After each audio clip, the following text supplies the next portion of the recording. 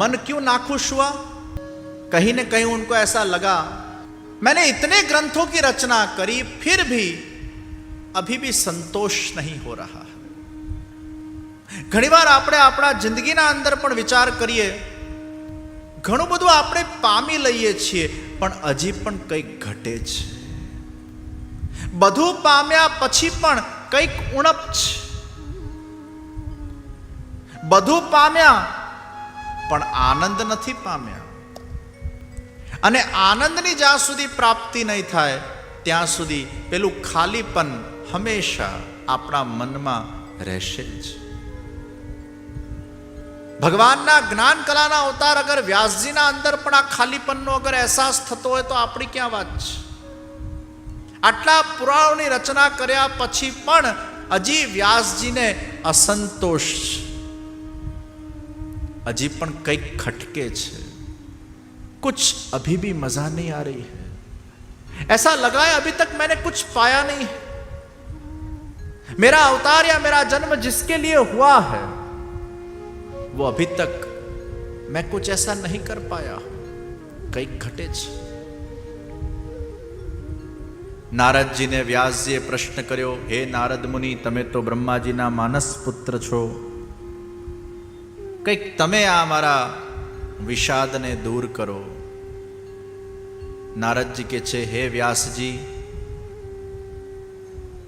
आपे બધા જ પુરાણોની રચના કરી પણ હજી સુધી એ સાક્ષાત પરમાનંદ રૂપ ભગવાન શ્રી કૃષ્ણની લીલાઓનું યશોગાન આપે નથી કર્યું. ભગવાન શ્રી કૃષ્ણ જ પરમાનંદ સ્વરૂપ છે ને જ્યાં સુધી તમે એમનું યશોગાન નહીં કરો ત્યાં સુધી આજે હજી તમને કંઈક ઘટે છે એવી ફીલિંગ આવે છે, ये दूर नहीं था. पूर्णानंद श्री कृष्ण है और उनकी लीला का गान करने से ही आपको वो पूर्णता का अनुभव होगा. क्योंकि ये विश्व में अगर कोई पूर्ण है वो केवल कृष्ण है, दूसरे सब अपूर्ण है. व्यास जी ने श्री नारद जी प्रेरणा आपी અને ત્યારે સમાધિ ભાષા વ્યાસસ્ય, વ્યાસજીની સમાધિમાં ભગવદ લીલાઓનું દર્શન થવા લાગ્યું. એ પ્રભુની દિવ્ય લીલાઓ સ્ફુરવા લાગી અને વેદવ્યાસજીએ શ્રીમદ ભાગવત ગ્રંથ પ્રગટ કર્યો. શ્રીમદ ભાગવત મહાપુરાણ યદ વૈષ્ણવાનામ ધનમ પુરાણ તિલકમ યદ વૈષ્ણવાનામ ધનમ. આ પુરાણોમાં પણ તિલક સમાન છે અને એ વૈષ્ણવનું ધન છે એવું શ્રીમદ ભાગવત નારદજીની પ્રેરણાથી પ્રગટ કર્યું. નારદજીએ ભગવાન શ્રી કૃષ્ણના ગુણગાન કીર્તન અને ધ્યાનની મહિમા સમજાવી. હે વ્યાસજી, પૂર્વ જન્મના અંદર હું દાસી પુત્ર હતો. મારી માં બહુ ગરીબ હતી. મારી ઉંમર કદાચ 4-5 વર્ષની હશે અને હું એ વખતે સાધુ સંતોના સંગમાં રહ્યો. હું બહુ ઓછું બોલતો. મને બહુ આ રમકડાઓ રમવામાં કોઈ રસ નહોતો. આ ખેલકૂદમાં મારી કોઈ રુચિ નથી. હું ઓછું બોલતો. સતત મને પ્રભુનું ધ્યાન થતું અને એ સાધુ સંતો સાથે એમના ઉપદેશને હું ગ્રહણ કરતો. મને દિવ્ય સત્સંગની પ્રાપ્તિ બાળપણથી પ્રાપ્ત થઈ. એ લોકો જે ભોજન કરતા એમનું ઉચ્છિષ્ટ ભોજન હું કરતો અને એમના ઉચ્છિષ્ટ ભોજન કરવાથી મારું રક્ત પણ પવિત્ર થઈ ગયું, મારું અંતઃકરણ પવિત્ર થઈ ગયું અને મને એવી નિર્મલતાનો અહેસાસ થયો જેમ મારા બધા જ શરીરના અંતઃકરણના દોષો ધોવાઈ ગયા હોય. હે વ્યાસજી, એ સાધુ સંતોના સંગનો એટલો મોટો મારા પર પ્રભાવ પડ્યો કે મારી બુદ્ધિમાં સતત પ્રભુનું સ્મરણ થવા લાગ્યું. મને સંસારમાંથી વિરક્તિ આવવા લાગી. બાળપણના અંદર બાળકોને જે સંસ્કાર આપવામાં આવશે એની બહુ મોટી ભૂમિકા હોય છે. અને એટલે જ નાનપણમાં આવા બાળકોને અગર ધર્મના સંસ્કારોથી આપણે યુક્ત કરી દઈએ તો મોટા થઈને એમના ગળથુથીમાં એ સંસ્કારો હંમેશા રહે છે. હે વ્યાસજી, મારી માનો એકમાત્ર છોકરો, એના સ્નેહ પાશમાં હું બંધાયેલો હતો. મારા મનમાં થયું કે હું માને છોડીને જતો રહું અને ભગવાનનું ભજન કરવા લાગુ. મને બીજા કશામાં રુચિ નથી, પણ એના સ્નેહ પાશથી હું બંધાયેલો હતો. હે વ્યાસજી, એક દિવસ એવું બન્યું, મારી મા સવારે ઉઠીને દૂધનું દોહન કરવા ગઈ અને એ વખતે કોઈ સર્પ એને ડંસી ગયો. મારા માનું મૃત્યુ થયું. સાપનો એમાં કોઈ વાંક નતો, એ માનો કાળ આવી ગયો હતો. હું એકલો થઈ ગયો અને વિચરણ કરવા લાગ્યો. મેં એક લાંબી યાત્રા તય કરી.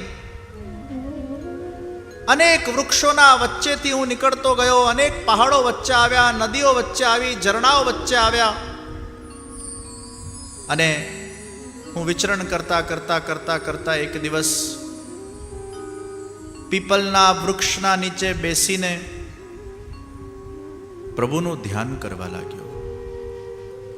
એ ગુરુવર્યોએ જે રીતે મને જે માર્ગદર્શન આપેલું એ રીતે પ્રભુનું નામ જપ સાથે હું ધ્યાન કરવા લાગ્યો. અને એ ધ્યાનના અંદર એક એવી પરમ અવસ્થા પર હું પહોંચ્યો. હે વ્યાસજી, મને સાક્ષાત પ્રભુના મારા હૃદયના અંદર દર્શન થયા. અરે તમને હું શું કહું, એવા અદ્ભુત પ્રભુના દર્શન મને થયા. ચરણારવિંદથી લઈને એમના મુખારવિંદ સુધી એક એક અંગોના દર્શન. એ અંગોની સુગંધને હું મારા નાસિકાના માધ્યમથી સૂંઘી શકતો. ભગવાન સાક્ષાત પ્રગટ થયા, એમની દિવ્ય ઝાંકી મને પ્રાપ્ત થઈ.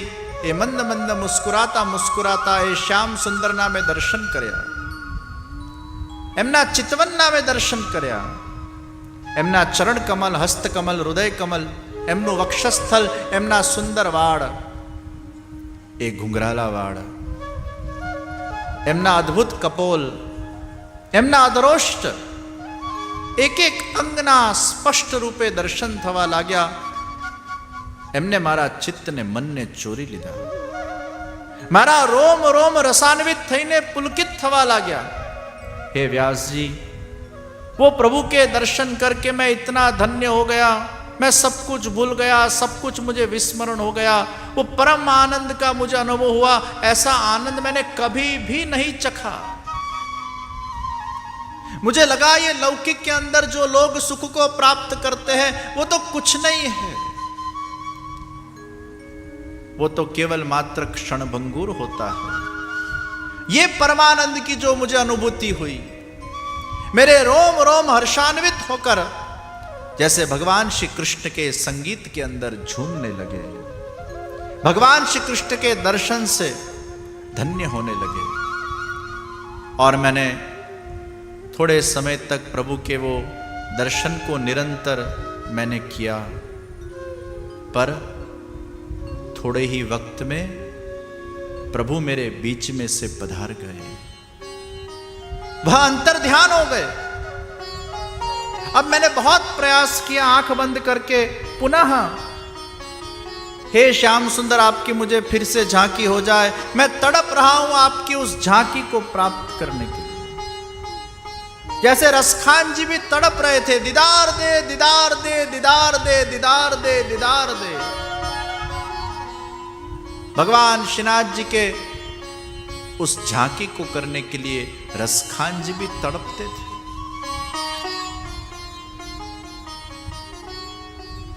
भगवान श्रीनाथ जी रसखान जी ने दर्शन आपवा पधार्या, અને જ્યાં દર્શન આપવા પધાર્યા, રસખાનને થયું આમને હું એકવાર ચોંટી પડું.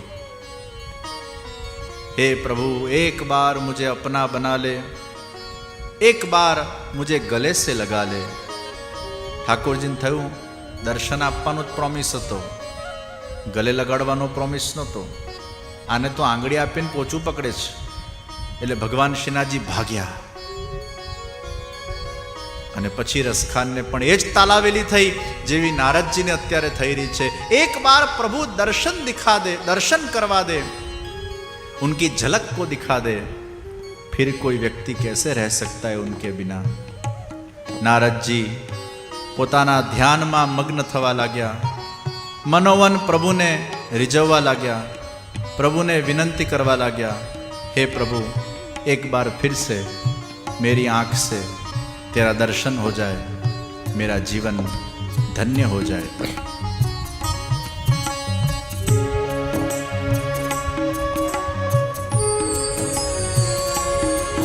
मेरी आँख से हो दर्शन तेरा, नारायण नारायण जपूं शाम सवेरा. मेरी आँख से हो दर्शन तेरा, नारायण नारायण जपूं शाम सवेरा. मेरी नारायण नारायण शाम सवेरा. मेरी आँख से हो दर्शन तेरा, नारायण नारायण जपूं शाम सवेरा.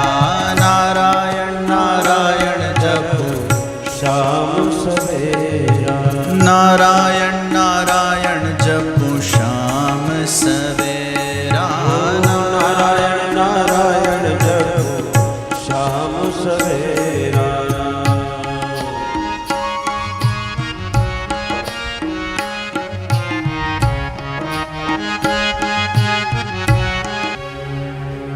श्री नारद जी प्रभु को विनंती कर रहे हैं, हे प्रभु आपकी एक बार और झलक दिखा दो. और प्रभु ने अपनी वाणी को प्रकट की और कहा, हे नारद,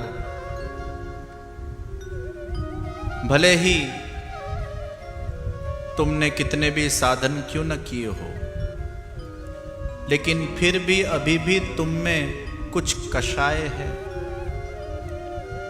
कुछ वासनात्मक अंश अभी भी तुम में है.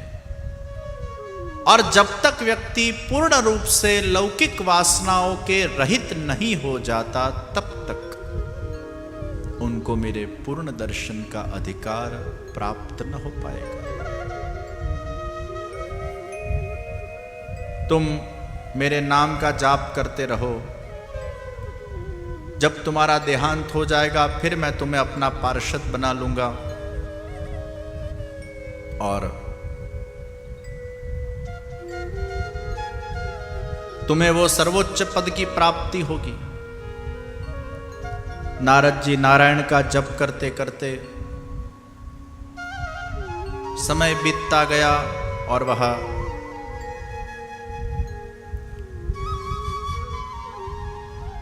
जप करते करते जब उनका देहांत हो चुका, भगवान के पार्षद बन गए. और भगवान के पार्षद बनने के बाद अनेक चतुर्युगी बीतने के बाद जब प्रलय काल आया, उस वक्त ब्रह्मा जी के सहित पूर्ण सृष्टि जब भगवान नारायण के अंदर विलीन हो गई और फिर जब पुनः सृष्टि की रचना हुई, तब ब्रह्मा जी के मानस पुत्र के रूप में नारद जी का पुनः प्रागट्य हुआ. और हे व्यास जी, भक्ति सिद्ध हो गई प्रभु की कृपा से, और इसलिए अब तीनों लोक में मैं सब जगह विचरण कर सकता हूं, कोई भी प्रकार के रोक टोक के बिना.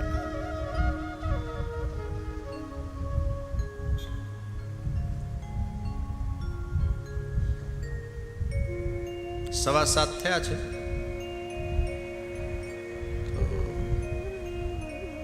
મને બધાએ કીધેલું 7:15 પૂરું કરી દેજો, કારણ કે ઘણા પેલા બસવાળા પણ છે ને, બારગામવાળા પણ બધાની બસો પછી ઉપડવાની હોય છે, એટલે તો ચાલુ રાખું કે વિરામ કરી દો? હે અચ્છા,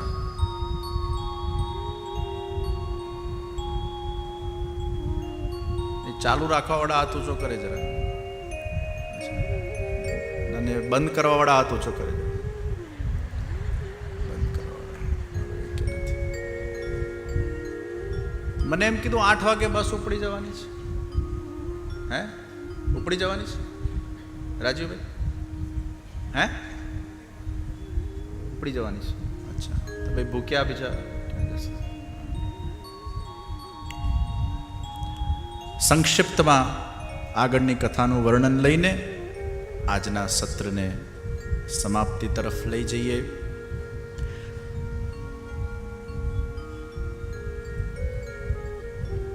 પાંડવનું એકમાત્ર અંશ અભિમન્યુની પત્ની ઉત્તરાના ગર્ભમાં છે. અશ્વત્થામાએ બ્રહ્માસ્ત્રનો ઉપયોગ કર્યો દુર્યોધનની અંતિમ ઈચ્છાને પરિપૂર્ણ કરવા માટે. દુર્યોધને છેલ્લા ટાણે અશ્વત્થામાને કીધું, મને 5 પાંડવોના માથા કાપીને મારા પાસે લઈ આવો. ઘણા લોકો મરતા મરતા રાગ આપીને જાય અને ઘણા લોકો મરતા મરતા વૈરાગ આપીને જાય. દુર્યોધને મરતા મરતા રાગ આપ્યું, 5 માથાઓ કાપીને મારા પાસે લઈ આવ. અગર તું મારો સાચો મિત્ર છે તો આટલું કામ કરી આપ. અશ્વત્થામા ગયો. બ્રહ્મા પાંડવ પુત્રોને મારીને આવ્યો અને પછી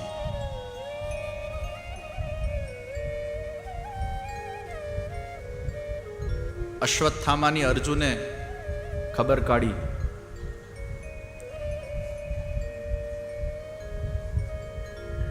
ક્રોધાયમાન થયો અશ્વત્થામા. પુનઃ એને બ્રહ્માસ્ત્રનો પ્રયોગ કર્યો અને ઉત્તરા એ ભગવાનને યાદ કરી રહી છે. પાહી પાહી મહાયોગિન દેવ દેવ જગતપતે નાન્યમ ત્વદભયમ પશ્યે યત્ર મૃત્યુ પરસ્પરમ. हे देवादिदेव जगतपति महायोगी, आप मेरी रक्षा कीजिए. यहाँ आपके अतिरिक्त और कोई भी ऐसा नहीं है जो मुझे अभय दान दे सके, क्योंकि सब एक दूसरे के मृत्यु के अंदर निमित्त बन रहे. અને જ્યાં ઉત્તરાએ વિનંતી કરી અને પ્રભુને પણ ખબર છે કે મારી કથાનો ઉત્તમ વક્તા, ઉત્તમ શ્રોતા એ પરીક્ષિત થવાનો છે. ભગવાન સ્વયં ઉત્તરાના ગર્ભમાં પધાર્યા. ઉત્તરાના ભાગ્ય તો જુઓ કે ભક્ત અને ભગવાન બંને એના ગર્ભમાં એક સાથે બિરાજમાન છે. ભગવાન તમારા અંદર પધારે પણ ભક્ત પણ પધાર્યા હોય એવું ન થાય. ભક્ત અને ભગવાન બંને એક સાથે ગર્ભમાં પધાર્યા છે અને ભગવાને એ બાળકનું રક્ષણ કર્યું. चाहुओर से उसको रक्षित किया, इसलिए परीक्षित. જ્યારે જ્યારે પાંડવો ઉપર આપત્તિ આવી છે, વિપત્તિ આવી છે, ત્યારે ત્યારે ભગવાને એમનું રક્ષણ કર્યું છે.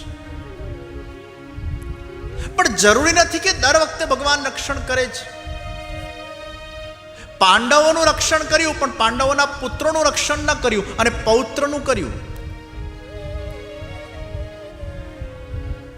અભિમન્યુનું રક્ષણ ન કર્યું. બધી વાર ભગવાન આપણું રક્ષણ કરે એવું જરૂરી નથી હોતું. પણ ભગવાન અગર ઈચ્છે કે ના મારે આને જીવાડવો છે તો ભગવાન નિશ્ચિત એનું રક્ષણ કરે છે. રક્ષણ કરે એ પણ એની કૃપા અને કદાચ રક્ષણ ન કરે એ પણ એની કૃપા. એ કદાચ જીવાડે એ પણ એની કૃપા અને કદાચ આપણું દેહાંત થઈ જાય ને એના ધામમાં આપણને લઈ જાય એ પણ એની કૃપા. એ જે કરે એની કૃપા માનવી, એનો આભાર માનવો, એ જ આ ભક્તિનું બીજ છે, નીવ છે. ભક્તિની નીવના અંદર ભગવાન ઉપરનો ભરોસો. એ જે કરે એનો સ્વીકાર. આ જ દાસ ધર્મ છે અને આ જ દીનતા ધર્મ છે. આભાર. અને ભારોભાર આભારની અભિવ્યક્તિ જ એ સ્તુતિ કરાવે છે. સ્તુતિમાં માંગણી નથી, સ્તુતિમાં એ આભારની અભિવ્યક્તિ છે. સ્તુતિમાં ભગવાન કેટલા કરુણા વરુણાલય છે, કેટલા કૃપાળુ છે, ભગવાન કેટલા શક્તિશાળી છે, ભગવાનના ચરિત્રો કેટલા સુંદર છે, એનું તો વર્ણન હોય છે. ભગવાન શ્રેષ્ઠતમ છે, ભગવાનના ઉપર બીજું કોઈ નથી. આ જ વર્ણનો આપણે સ્તુતિઓના અંદર સાંભળતા હોઈએ છીએ. સ્તુતિઓના અંદર ક્યારે માંગણી ન હોય, સ્તુતિઓમાં ભારોભાર આભાર છે. આટલી બધી વાર ભગવાને પાંડવોની રક્ષા કરી, કુંતીજીથી રહેવાયું નહીં. કુંતીજીને હવે ખબર પડી ગઈ પ્રભુની કૃપાથી આ કોઈ સામાન્ય પુરુષ નથી, આ તો પ્રકૃતિથી પર પુરુષ છે, આ તો સાક્ષાત ઈશ્વર છે. અને ઈશ્વર એ અમારા સાથે રહીને હંમેશા ઢગલે ને પગલે અમારી સહાયતા કરે છે. નમસ્યે પુરુષમ ત્વાદ્યમીશ્વરમ પ્રકૃતેઃ પરમ અલક્ષ્યમ સર્વભૂતાનામ અંતર્બહિરવસ્થિતમ માયાજવનિકાચ્છન્નમજ્ઞાધોક્ષજમવ્યયમ ન લક્ષ્યસે મૂઢદૃશા નટો નાટ્યધરો યથા. કૃષ્ણાય વાસુદેવાય દેવકી નંદનાય ચ નંદગોપકુમારાય ગોવિંદાય નમો નમઃ. નમઃ પંકજનાભાય નમઃ પંકજમાલિને નમઃ પંકજનેત્રાય નમસ્તે પંકજાંગૃહે.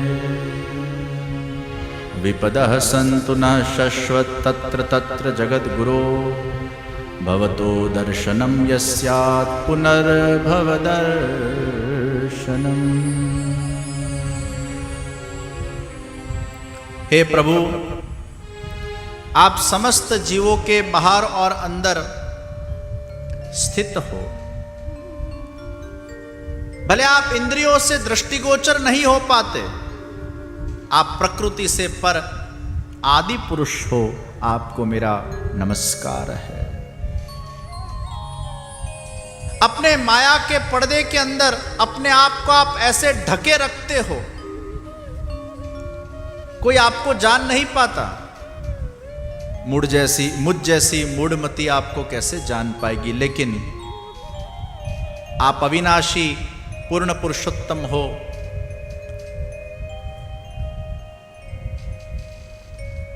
आपको कौन जान सकता है. ये माया के पर्दे के भीतर आप बैठे हो, पर आप कृपा करके जब ये पर्दा हटाते हो तभी कोई आपके दर्शन कर पाता है. नटो नाट्यधरो यथा. हे प्रभु, आप एक्टिंग करने में इतने माहिर हो कि किसी को भनक भी नहीं पड़ने देते कि आपका मूल स्वरूप क्या है. कुंती जी कहे छे, हे प्रभु, विपत्ति सदा आवती रहे तो अपना दर्शन थया करे. क्योंकि जब जब हमें विपत्ति मिली है तब तब आपके हमें दर्शन हुए. અહીંયા મહાપ્રભુજીને સુબોધનીજીમાં આ વાત બહુ ગમી નથી કે ભગવાન પાસે વિપત્તિ ન મંગાય. ભગવાન પાસે કોઈ પણ વસ્તુ ન મંગાય તો વિપત્તિ પણ ક્યાંથી મંગાય. ભલે કુંતીજી વિપત્તિ માંગે છે, પણ મહાપ્રભુજી કહે છે કે કુંતીજીના જેમ આપણે ન મંગાય. આપણે બધા પણ મહાપ્રભુજીને કહી જ દઈએ કે અમે બધા ભગવાન એવા પ્રભુ એવા છીએ જ નહીં કે વિપત્તિ માંગીએ.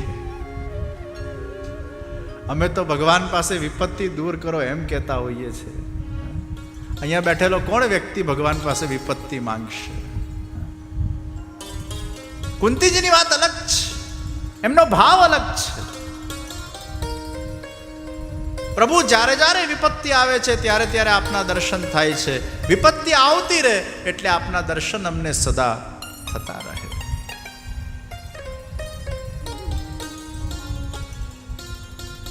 તો કોઈ પણ પ્રકારની માંગણી નથી કરવાની. શ્રી મહાપ્રભુજી આપણને આજ્ઞા આપે છે. કુંતીજીએ પોતાના સુંદર ભાવોને અભિવ્યક્ત કર્યા છે.